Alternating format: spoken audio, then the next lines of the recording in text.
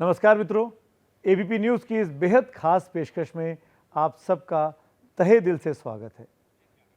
और ये इसलिए मैं आपका स्वागत कर रहा हूँ और आप भी शायद समझ रहे होंगे इस बात को। आज एक बहुत ख़ास दिन है। वो ख़ास दिन इसलिए है क्योंकि इस वक्त समाज में ऐसी बहुत सी चीज़ें चल रही हैं हमारे आसपास जो डिस्टर्ब करती हैं, जो परेशान करती हैं। और इस परेशानी और मुसीबत के माहौल में शांति कैसे ढूंढी जाए, पीस कैसे हो, हम सबको उसकी तलाश है। तो आज एबीपी न्यूज़ ने सोचा कि एक ऐसी शख्सियत से आपको मिलवाया जाए जो हमको इस दिशा में ले जाने में मदद कर सकता है, आपको भी, मुझको भी और हमारे जैसे तमाम दर्शकों को। इसीलिए हमारे साथ आज एक बेहद ख़ास मेहमान हैं जिनको मैं स्पिरिचुअल लीडर कहूँगा, लेकिन आध्यात्मिक गुरु नहीं कहूँगा, क्योंकि मैं ये मान के चलता हूँ ये स्पिरिचुअल फ्रेंड ज़्यादा है, आध्यात्मिक मित्र ज़्यादा है। मैं बात कर रहा हूँ दादाश्री जी की। बहुत बहुत स्वागत है आपका। नमस्ते। नमस्ते, शुक्रिया, धन्यवाद, हमारे लिए आपने वक्त निकाला। जैसा कि मैंने अपने इंट्रोडक्शन में बोला दादाश्री जी, मैं वहीं से शुरू करता हूँ। बीते 5-6 हफ्ते हमारे आसपास समाज में, देश में ऐसी ऐसी चीज़ें चल रही हैं, और क्योंकि आप आध्यात्मिक मित्र हैं, आप मैत्री की बात करते हैं, मैं ये जानना चाहता हूँ कि ये क्यों हो रहा है। ये अजान, हनुमान चालीसा, लाउड स्पीकर हटाओ, लाउड स्पीकर लगाओ, सड़क पर प्रोटेस्ट करेंगे, सड़क पर हनुमान चालीसा पढ़ेंगे।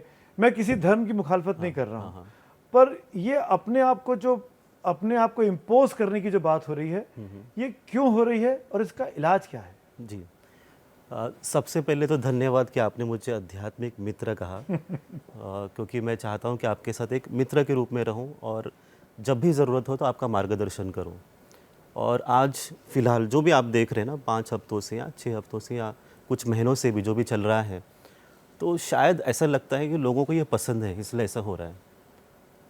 कहीं पर कोई तो है जिसे ये हंगामा बहुत पसंद है, और शायद इसीलिए आप भी टीवी पे यही दिखाते हैं कि आज यहाँ पर ऐसे हुआ, वैसे हो गया, या यहीं पर कोई राइड्स हुए या हंगामा हो गया। सो लोग इसे पसंद कर रहे हैं, उन्हें अच्छा लग रहा है, इसलिए ऐसा हो रहा है। हम ऐसे कह सकते हैं क्योंकि आप टीवी ऑन करके ये देखना चाह रहे हो। पर अगर आपको ये पसंद नहीं है और आज आपको ऐसे एहसास होता है, जैसे आप ही हो, जब आप टीवी न्यूज़ पे जब एज एन एंकर बैठते हो तो आप इनको ही प्रमोट कर रहे हो कि ऐसे हो गया।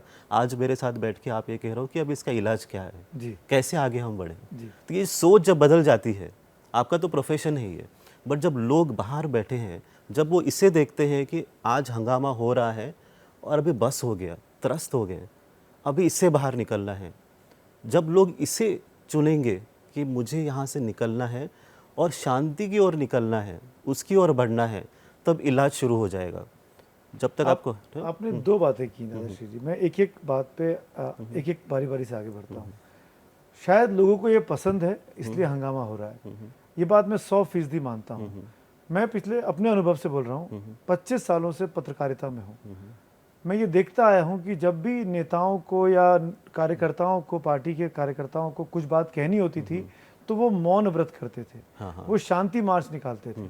अब उल्टा हो गया है, अब वो हंगामा करते हैं। उनको लगता है कि वो जितनी तेज चीखेंगे, चिल्लाएंगे, न्यूसेंस क्रिएट करेंगे, उनको उतने ज़्यादा कैमरे हम लोग फॉलो करेंगे। तो क्या इसके दोषी हम लोग भी हैं? क्यों नहीं। देखिए, आप एक प्रोफेशन के रूप में काम कर रहे हैं, जब भी आप कोई न्यूज़ को कवर करते हैं, बताते हैं, तो आप हमेशा ये रहे कि आप निष्पक्ष हो। आप जो हैं, आप सिर्फ जो हो रहा है वही बता रहे हैं। आज जैसे आपने एक प्रोग्राम कर लिया, खास विशेष है ना प्रोग्राम आज कर लिया, तब आपने ये भी कहा कि हम शांति के साथ भी हैं, और जो बाहर जो अशांति हो रही है, जो सत्य भी है, आप उसे भी पहुंचा रहे हैं। तो अब हर काम करना आपका कर्तव्य है। तो अब मैं आपसे सलाह मांग रहा हूँ, एक जिम्मेदार चैनल में काम करने के नाते, क्या हम चैनल वालों को, हम टीवी को, हम कैमरे वालों को, अखबारों को, डिजिटल मीडिया को इस तरह के हंगामे को नहीं दिखाना चाहिए? और अगर मान लीजिए नहीं दिखाते हैं, तो जो लोग अपनी आवाज़ उठाने आए हैं, क्या हम उनके साथ नाइंसाफ़ी नहीं कर रहे? तो आवाज़ उठाना, इसका मतलब हंगामा करना है, ऐसा नहीं है। मैं भी तो कुछ कह ही रहा हूँ आपको ना, उसके लिए मैं हंगामा नहीं कर रहा हूँ। आप तो फिर भी मुझे मिले, मैं शांति की बात लेकर आया हूँ। मैं कहीं पर ऐसे रास्ते पे बैठ के कुछ प्रोटेस्ट करके नहीं बैठा हूँ, है ना, कि आओ सब लोग मिलकर शांति के लिए हंगामा करें। तो ऐसे तो हम नहीं कर रहे हैं। अगर आपके पास सत्य है तो आप पहुंच जाएंगे जहां पर आपको पहुंचना है। लोगों को अगर जल्दी पहुंचना है, बहुत कुछ हासिल करना है कम समय में, तब हंगामा करना उनको पसंद होता है, सो दैट थोड़ा अटेंशन मिलता है, लोग आपको देखते हैं, फिर आप शायद एक रिकग्निशन बन जाती है, पहचान बन जाती है। देन यू थिंक, आपको ऐसे लगता है कि अभी आप बड़े हो गए हो, पर एक्चुअली हालात ऐसे नहीं हैं। लोग इतने होशियार भी हैं जिन्हें पता चलता है कि सत्य और असत्य क्या है।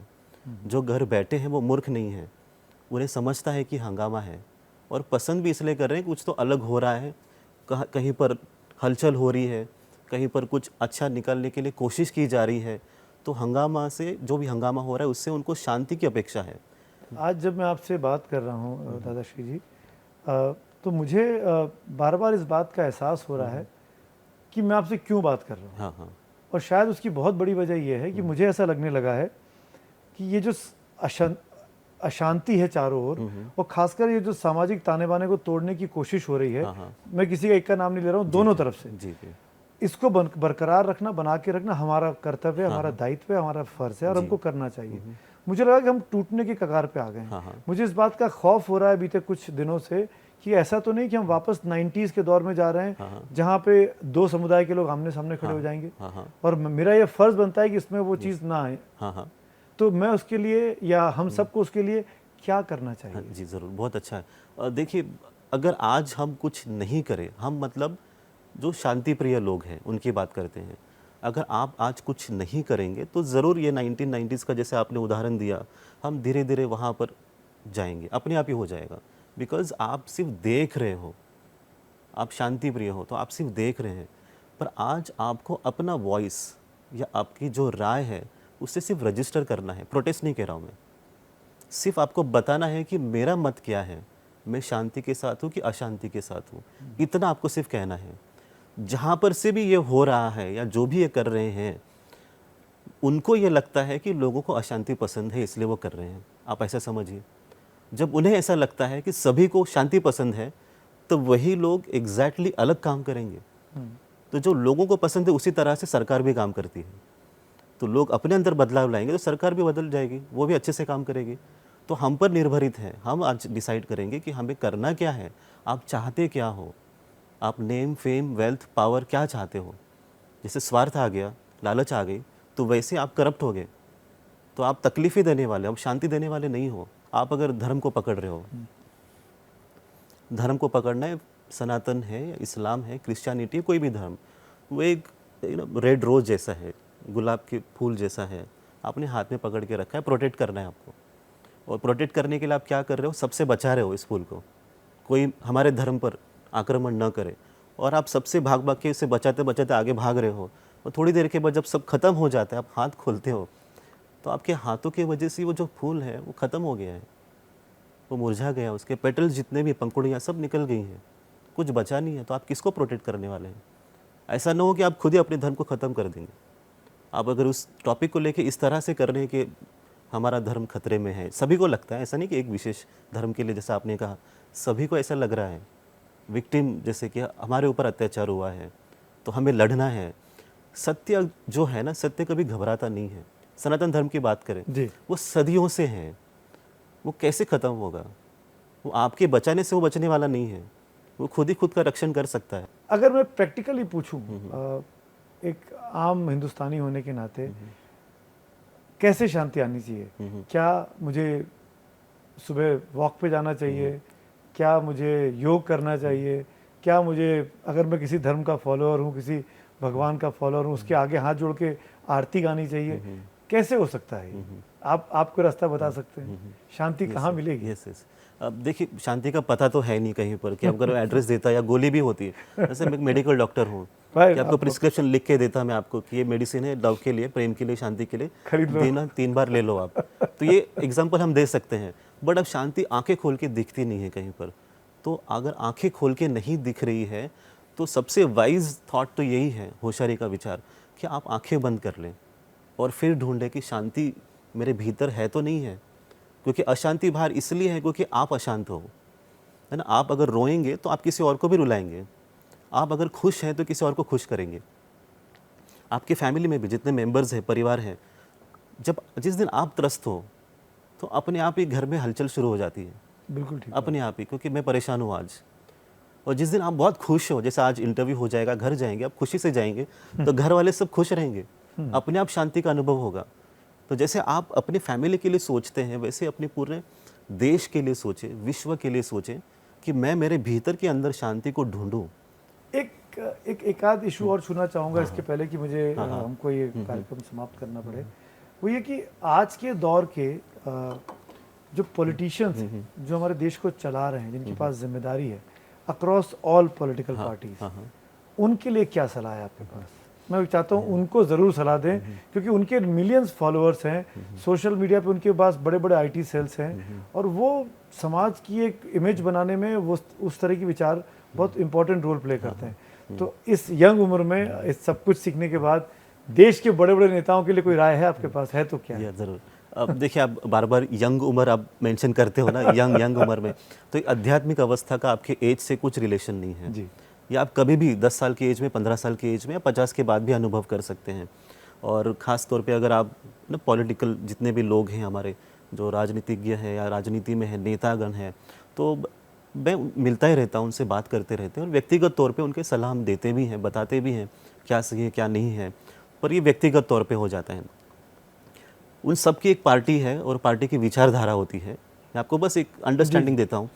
तो जितने भी व्यक्तियों को मैं मिलता हूँ, जो उनकी खुद लीडर्स ही हैं, नेता हैं उसमें, वो अपने खुद के लिए कुछ कर नहीं पाते हैं, खुद के पार्टी के लिए।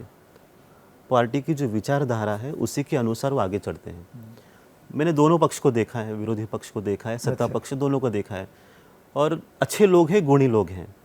जब हम इंडिविजुअली व्यक्तिगत रूप में मिलते हैं, वो सभी अच्छे लोग हैं, पर जब पार्टी की विचारधारा आती है तो उनके हाथ में कुछ नहीं है, वो पार्टी ही सब कुछ करती है।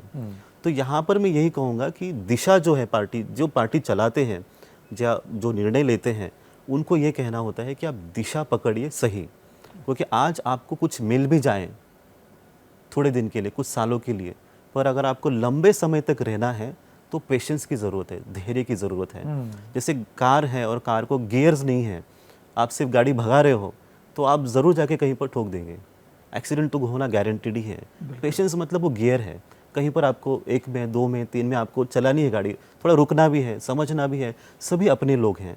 जब आप सबको संभालेंगे, अपने अंदर ले लेंगे आप, तब आप यकीन मानिए कि आप सबसे ऊपर रहेंगे, सबसे ऊपर।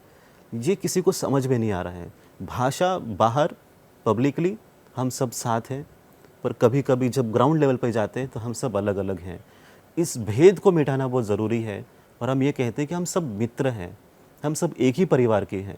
आज शायद ये मैसेज आपको किसी को नहीं समझेगा, और मैं अपेक्षा भी नहीं रखता हूँ कि आज आपको समझे, पर समय आपको बताएगा।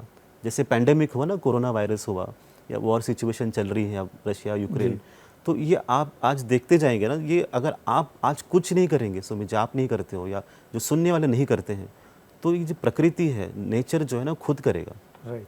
और आप होते हुए देखेंगे, जो असत्य है, जहाँ हिंसा है, उसे नकारा जाएगा।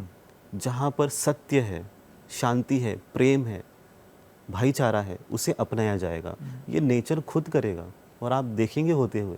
तो आज भी समय है सभी के लिए, जिनके लिए आप कह रहे हो कि दिशा बदलिए, सही दिशा की ओर चलिए, तो सबका कल्याण होगा, आपका भी होगा, सभी का होगा, देश का होगा। तभी सही मायने में हम विश्व गुरु बनेंगे। नहीं तो बनना बहुत मुश्किल है। सिर्फ कहना अलग बात है। मैं अगर खुद कुछ कर ही नहीं रहा हूँ, खुद के अंदर बदलाव ही नहीं है, और दुनिया को मैं कहता हूँ कि विश्व गुरु, कुछ नहीं होगा। वैसे पहले तो आपको अपने लाइफ में अप्लाई करना होगा। मैं जब आपसे बात करता हूँ, मैं खुद अनुभव नहीं करूँगा तो आपको बता नहीं पाऊंगा, या तो सिर्फ शब्द रहेंगे आपके लिए, अनुभव नहीं बनेगा। बिल्कुल। आपको अच्छा इसलिए लगेगा क्योंकि मैं अनुभव कर रहा हूँ, आप कनेक्ट इसलिए करोगे क्योंकि मैं अनुभव कर रहा हूँ। तो पढ़ के बताना अलग है, अनुभव करके बताना अलग है। तो हम अनुभव पे जोर देते हैं। ज्ञान से बढ़िया जो है वो अनुभव है, एक्सपीरियंस है। तो पढ़ के तो बहुत कुछ हो गया है, आज अनुभव का समय है। तो मैं ये कहूँगा कि हम सब मिलके आगे बढ़ें तो देश का कल्याण होगा, पूरे विश्व का कल्याण होगा। बहुत अच्छी बातें की आपने दादाश्री जी, मैं आपका शुक्रिया अदा करना चाहूँगा, धन्यवाद देना चाहूँगा। और इस उम्मीद के साथ कि जो आपने प्रैक्टिकलिटी और स्पिरिचुअलिटी को साथ साथ लेकर शांति और सत्य के मार्ग पर चलने की बात की है, इस प्रोग्राम से बहुत से लोगों को फ़ायदा मिलेगा और वो ज़रूर सीखेंगे कि कैसे हम शांति की दिशा में आगे बढ़ सकते हैं और कैसे हम सब मिलके अपने समाज को, अपने देश को और उससे पहले अपने आप को उस शांति के लिए तैयार कर सकेंगे। बहुत बहुत धन्यवाद एबीपी न्यूज़ के साथ जुड़ने के लिए। तो ये थे दादाश्री जी, और मैं चाहूँगा इस प्रोग्राम को आप देखें भी और इसको खूब वायरल भी करें, क्योंकि समाज में ऐसे शांति दूतों की सख्त आवश्यकता है जो समाज को जोड़ने का काम करें, समाज को साथ लेने का काम करें। एक बार फिर से आप सबका बहुत बहुत शुक्रिया एबीपी न्यूज़ देखने के लिए।